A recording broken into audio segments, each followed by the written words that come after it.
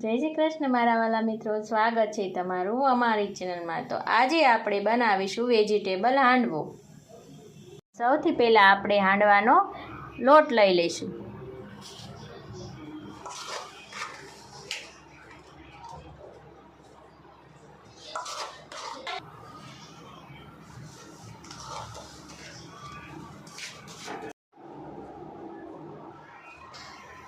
તો અહીં આપણે 4 કપ હાંડવાનો લોટ લઈ લીધો છે। મેં જે 2 વાટકી ચોખા, 1 વાટકી અડદની દાળ અને 1 વાટકી ચણાની દાળ જે મેં મિક્સ કરીને દળાવેલો છે।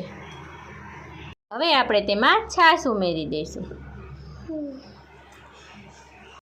તો આપણે આ રીતનું આપણે બેટર તૈયાર કરી લઈશું છે। હવે આપણે તેને 3 થી 4 કલાક આપણે આથો આવવા દઈશું। તેને આપણો આથો પણ સરસ રીતે આવી ગયો છે। હવે આપણે તેમાં 1 કપ ખમણેલી દૂધી ઉમેરી દઈશું। ત્યારબાદ આપણે તેમાં 1 ચમચી લસણ મરચાંની પેસ્ટ ઉમેરી દઈશું। ત્યારબાદ આપણે તેમાં કાંદા ઉમેરી દઈશું।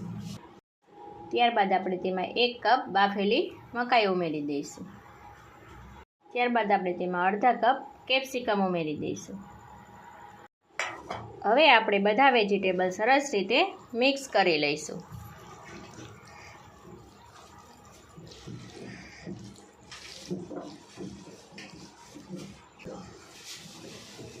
હવે આપણે તેમાં અડધી ચમચી હળદર ઉમેરી દઈશું।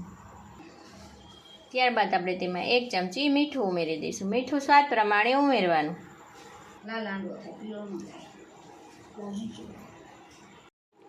હવે આપણે મિક્સ કરી દઈશું બરાબર।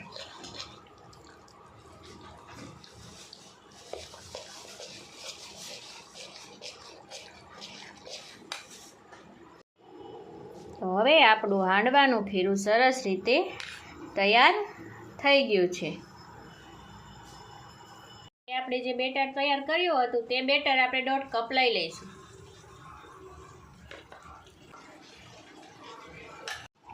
હવે આપણે હાંડવાનો વઘાર કરી લઈશું। તેના માટે આપણે અહીં 1 ચમચી જેટલું તેલ ઉમેરશું। આપણું સરસ રીતે ગરમ થઈ ગયું છે। હવે આપણે તેમાં થોડી રાઈ ઉમેરી દઈશું। ત્યારબાદ આપણે તેમાં થોડા તલ ઉમેરી દઈશું।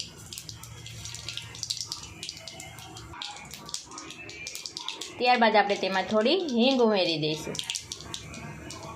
ત્યારબાદ આપણે તેમાં મીઠા લીમડાના પાન ઉમેરી દઈશું। હવે આપણે તેમાં જે બેટર તૈયાર કર્યું હતું તે ઉમેરી દઈશું।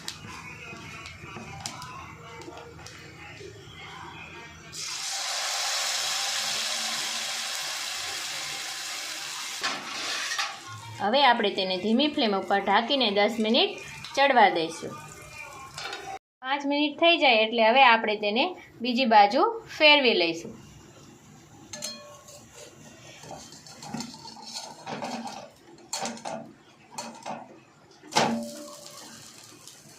આ રીતે આપણે તેને બંને બાજુ 5 મિનિટ ક્રિસ્પી થવા દઈશું। 5 મિનિટ થઈ ગઈ છે અને હવે આપણો હાંડવો સરસ રીતે બંને બાજુ ક્રિસ્પી થઈ ગયો છે। આ રીતે આપણે તેને ચેક કરી લેવાનું। જો બંને બાજુ ક્રિસ્પી થઈ ગયો છે, હવે આપણે તેને ઉતારી લઈશું। હવે આપણો હાંડવો સરસ રીતે તૈયાર થઈ ગયો છે। જો તમને અમારો વિડીયો ગમે તો લાઈક કરો, શેર કરો અને અમારા અવનવા વિડીયો જોવા માટે અમારી ચેનલને સબસ્ક્રાઈબ કરો।